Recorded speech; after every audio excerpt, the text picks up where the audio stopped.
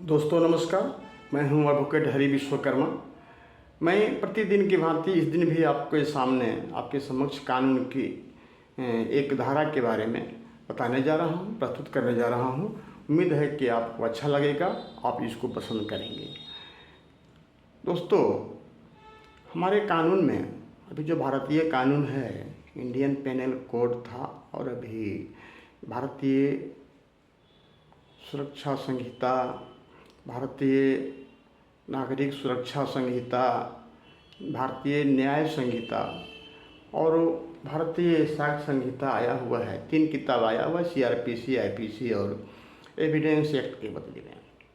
तो एक ऐसा भी कभी कभी नौबत आ जाता है कि इंडियन पेनल कोड के बहुत सा धारा में या मैक्सिमम धारा में या जो भी भारतीय न्याय संहिता आया हुआ है उसमें भी धारा के बारे में ये लिखा हुआ है कि यह धारा बेलेबल है या नॉन बेलेबल है, जमानतीय है या अजमानतीय है। बेलेबल मतलब होता है जिस केस में, जिस ऑफेंस में, जिस धारा के तहत में किसी भी अभियुक्त का बेल लेना, जमानत लेना उसका अधिकार माना जाता है।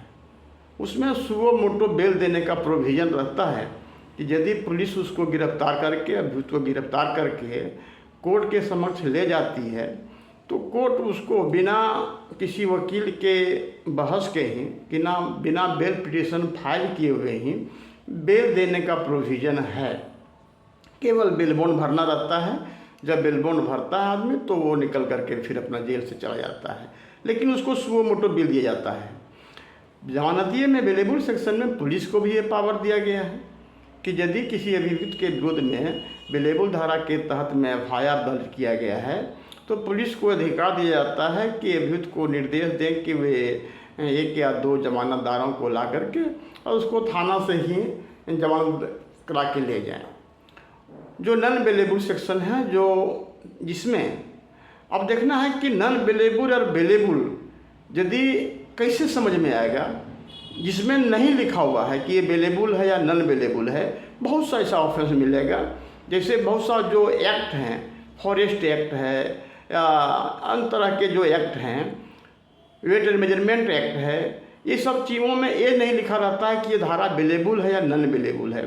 तो इसको समझने के लिए स्पष्ट एक फंडा है कि जिस ऑफेंस में 3 साल या उससे अधिक का पनिशमेंट है, 3 years एंड एबव, वो धारा नॉन बेलेबल होगा। और जिस ऑफेंस में, जिस सेक्शंस में, जिस घटना में, जो अपराध की घटनाएं हैं जिसमें दंड का विधान 3 साल से नीचे है, बिलो देन 3 years, जो बिलो देन 3 years है वो जमानतीय धारा में गिना जाएगा। एकदम क्लियर कट बात है ये।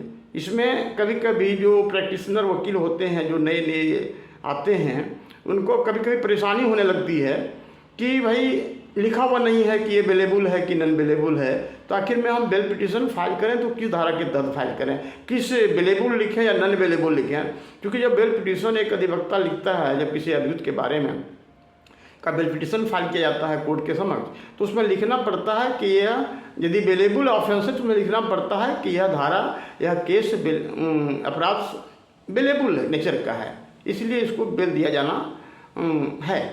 तो अब कभी कभी जो नए अधिवक्ता हैं, जो एकदम बिल्कुल फ्रेशर हैं, उनको ये बात समझ में नहीं आती है, क्योंकि ऐसा लिखा नहीं रहता है।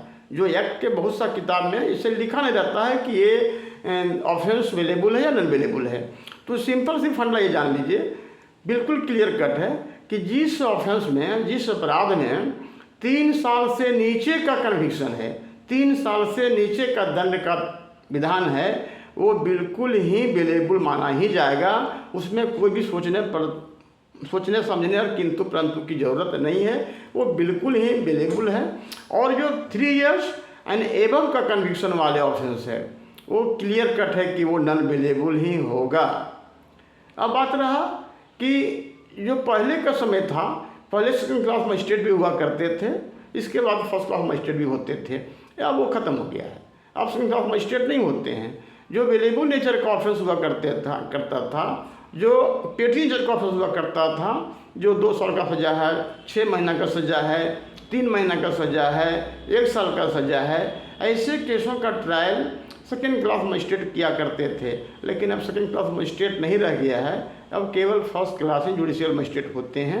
इसलिए ये सब केसों का भी ट्रायल फर्स्ट क्लास मजिस्ट्रेट पास ही होता है। इसलिए ये नए अधिवक्ताओं के लिए या आम जनता के लिए भी ये जान लेना जरूरी है कि जिसमें जो 3 साल से नीचे का कन्विक्शन है वो वेलेबल होगा, जो 3 साल एंड एबव का कन्विक्शन है वो नॉन वेलेबल होगा। तो दोस्तों धन्यवाद। आज इतना ही। मेरा यूट्यूब चैनल है एडवोकेट हरि विश्वकर्मा @हरि विश्वकर्मा -I1J। इसको ज़रूर सब्सक्राइब करें, लाइक करें, कमेंट करें और मुझे बताएं कि मेरा ये वीडियो आपको कैसा लगा, और मैं प्रतिदिन की भांति आपको आगे भी बताते रहूँगा। धन्यवाद।